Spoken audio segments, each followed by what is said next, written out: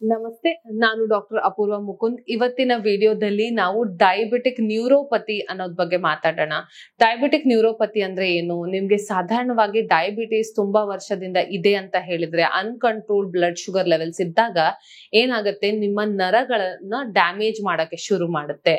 ಈ blood sugar levels ನರನ damage ಮಾಡೋದನ್ನ ನಾವು ನ್ಯೂರೋಪತಿ ಅಂತ ಕರಿತೀವಿ. ಸಾಧಾರಣವಾಗಿ ಇದ್ರಲ್ಲಿ ಏನಾಗುತ್ತೆ, ನಿಮ್ಮ ಪಾದಗಳಲ್ಲಿ ಉರಿ ಬರ್ತಾ ಇರ್ತವೆ ಅಥವಾ ಜುಮ್ ಅಂತ ಇರುತ್ತೆ ಅಂತ ಸುಮಾರು ಜನ ಹೇಳ್ತಾರೆ.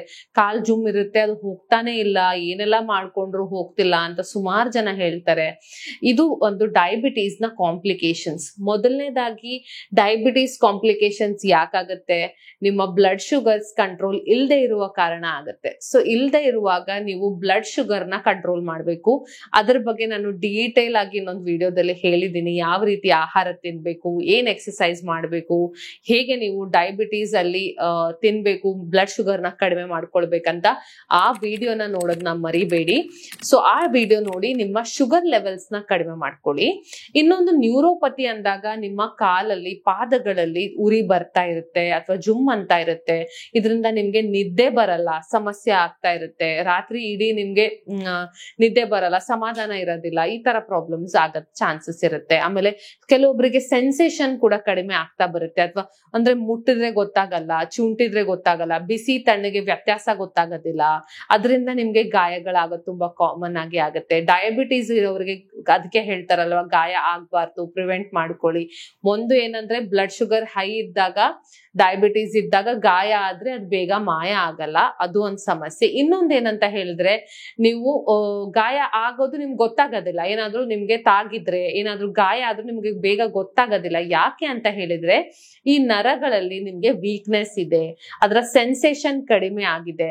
ಸೊ ನೀವು ಬರೀ ಕಾಲಲ್ಲಿ ನಡಿಬೇಕಾದ್ರೆ ನಿಮ್ಮ ಕಾಲಿಗೆ ಮುಳ್ಳು ಚುಚ್ಚಿದ್ರೆ, ಕಲ್ಲು ಚುಚ್ಚಿದ್ರು ಕೂಡ ನಿಮ್ಗೆ ಬೇಗ ಗೊತ್ತಾಗೋದಿಲ್ಲ. ಸೊ ಅದಕ್ಕಾಗಿ ಪ್ರಿವೆನ್ಷನ್ ಮಾಡ್ಕೊಳ್ಬೇಕು.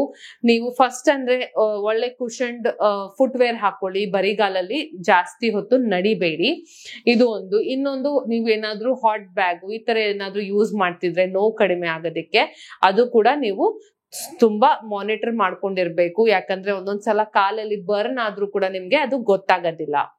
ಇನ್ನೊಂದು, ನಿಮ್ಗೆ ಈ ಜುಮ್ ಇದ್ರೆ, ಸೆನ್ಸೇಷನ್ಸ್ ಎಲ್ಲ ಇದ್ರೆ ನೀವ್ ಏನ್ ಮಾಡ್ಬೋದು ಅಂತ ಹೇಳಿದ್ರೆ, ನೀವು ಬೆಚ್ಚಗಿರುವ ನೀರಲ್ಲಿ ನಿಮ್ಮ ಕಾಲ್ಗಳನ್ನ ಮುಳುಗಿಸಿ ಒಂದು 15-20 ಮಿನಿಟ್ಸ್ 15-20 ನಿಮಿಷ ಇಟ್ಟು ಬಿಟ್ಟು ನೀವು ರಾತ್ರಿ ಮಲಗಬೇಕಾದ್ರೆ ಪಾದಗಳಿಗೆ ನೀವು ಮಸಾಜ್ ನ ಮಾಡ್ಕೊಳ್ಬಹುದು. ಮಸಾಜ್ ಯಾವ್ದ್ರಿಂದ ಮಾಡ್ಬೇಕು ಅಂದ್ರೆ, ಕೊಬ್ಬರಿ ಎಣ್ಣೆಯಿಂದ ಮಾಡ್ಬೋದು, ಕೊಕೊನಟ್ ಆಯಿಲ್ ಇಂದ ಮಾಡ್ಬೋದು, ಅಥವಾ ಇನ್ನೊಂದು ಕೆಲವರು ತುಪ್ಪ ಕೂಡ ಯೂಸ್ ಮಾಡ್ತಾರೆ. ತುಪ್ಪದಿಂದ ಪಾದ ಮಸಾಜ್ ಮಾಡೋದ್ರಿಂದ ಕೂಡ ನಿಮ್ಗೆ ನರ ಸಮಸ್ಯೆ ಕಡಿಮೆ ಆಗುತ್ತೆ, ಈ ಜುಮ್ ಅನ್ನುವಂಥದ್ದು ಸೆನ್ಸೇಷನ್ ಕಡಿಮೆ ಆಗುತ್ತೆ, ನಿದ್ದೆ ಬರಕ್ಕೆ ಹೆಲ್ಪ್ ಆಗುತ್ತೆ. ಸೊ ಮಲಗಬೇಕಾದ್ರೆ ಪಾದಗಳ ಮಸಾಜ್ ಮಾಡ್ಕೊಳ್ಳೋದು ಒಂದು ಒಳ್ಳೆ ಎಫೆಕ್ಟಿವ್ ಟ್ರೀಟ್ಮೆಂಟ್. ಇನ್ನೊಂದೇನಂದ್ರೆ, ನಾವು ಆಕ್ಯುಪಂಕ್ಚರ್ ಅಂತ ಕೂಡ ಟ್ರೀಟ್ಮೆಂಟ್ ಕೊಡ್ತೀವಿ. ನರ ಸಮಸ್ಯೆ ಇದ್ದಲ್ಲಿ ಆಕ್ಯುಪಂಕ್ಚರ್ ಟ್ರೀಟ್ಮೆಂಟ್ ಒಳ್ಳೆ ರೀತಿಯಾಗಿ ವರ್ಕ್ ಆಗುತ್ತೆ.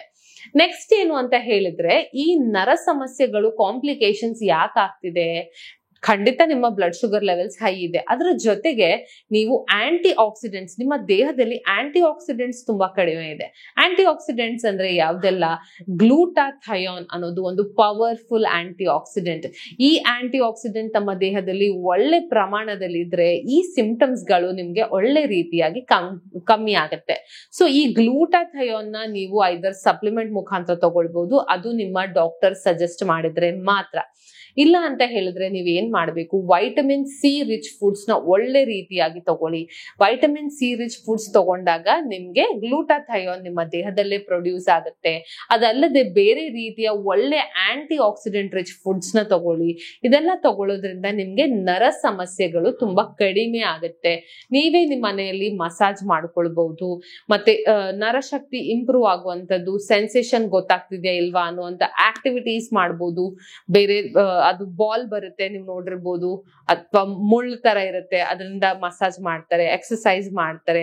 ಕೆಲವೊಬ್ರು ಆಕ್ಯುಪ್ರೆಷರ್, ಆಕ್ಯುಪಂಕ್ಚರ್ ಸ್ಲಿಪ್ಪರ್ಸ್ ಕೂಡ ಹಾಕೊಳ್ತಾರೆ. ಆಕ್ಯುಪ್ರೆಷರ್ ಇರುವಂತದ್ದು. ಸೊ ಅದರಲ್ಲೂ ಕೂಡ ಸೆನ್ಸೇಷನ್ಸ್ ಡಿಫ್ರೆಂಟ್ ಆಗುತ್ತೆ. ಸೊ ನೀವು ಆ ಫುಟ್ವೇರ್ ಯೂಸ್ ಮಾಡಬಹುದು, ಅಥವಾ ಕಾಲಿಗೆ ಮಸಾಜ್ ಮಾಡ್ಕೊಳ್ಬಹುದು, ಮಸಾಜರ್ ಯೂಸ್ ಮಾಡಬಹುದು. ಸೊ ಈ ರೀತಿ ಎಲ್ಲ ಮಾಡೋದ್ರಿಂದ ನಿಮ್ಗೆ ಈ ನರಗಳಲ್ಲಿರುವ ಸೆನ್ಸೇಷನ್ ಕಡಿಮೆ ಆಗುತ್ತೆ, ಜುಮ್ ಅನ್ನೋದು ಕಡಿಮೆ ಆಗುತ್ತೆ. ಅದ್ರ ಜೊತೆಗೆ ನೀವು ಅದರಿಂದ ಆಗುವಂತ ಗಾಯಗಳು ಕೂಡ ಪ್ರಿವೆಂಟ್ ಮಾಡ್ಕೋಬಹುದು. ಆದ್ರೆ ಮೇನ್ ಏನಂತ ಹೇಳಿದ್ರೆ ನಿಮ್ಮ ಬ್ಲಡ್ ಶುಗರ್ ಒಳ್ಳೆ ರೀತಿಯಾಗಿ ನೀವು ಕಂಟ್ರೋಲ್ ಮಾಡಬೇಕು. ಬ್ಲಡ್ ಶುಗರ್ ಕಂಟ್ರೋಲ್ ಆದ್ರೆ ಮಾತ್ರ ನಿಮ್ಗೆ ಈ ಸಿಂಪ್ಟಮ್ಸ್ ಗಳು ಕಡಿಮೆ ಆಗುತ್ತೆ. ಮತ್ತೊಂದು ವಿಡಿಯೋದಲ್ಲಿ ಇನ್ನೊಂದು ಟಾಪಿಕ್ ಜೊತೆಗೆ ಭೇಟಿ ಆಗೋಣ. ಅಷ್ಟವರೆಗೂ ಡಯಾಬಿಟಿಸ್ ವಿಡಿಯೋನ ನೋಡೋದನ್ನ ಮರಿಬೇಡಿ. ಲಿಂಕ್ ಡಿಸ್ಕ್ರಿಪ್ಷನ್ ಅಲ್ಲಿ ಹಾಕಿರ್ತಾರೆ. ಸೊ ನೋಡ್ಬಿಟ್ಟು ನೀವು ಅದನ್ನ ಸರಿಯಾಗಿ ಫಾಲೋ ಮಾಡಿ ಬ್ಲಡ್ ಶುಗರ್ ಲೆವೆಲ್ಸ್ ನ ಕಡಿಮೆ ಮಾಡಿಕೊಂಡು ಕಾಂಪ್ಲಿಕೇಶನ್ಸ್ ನ ಪ್ರಿವೆಂಟ್ ಮಾಡಿ. ಧನ್ಯವಾದ.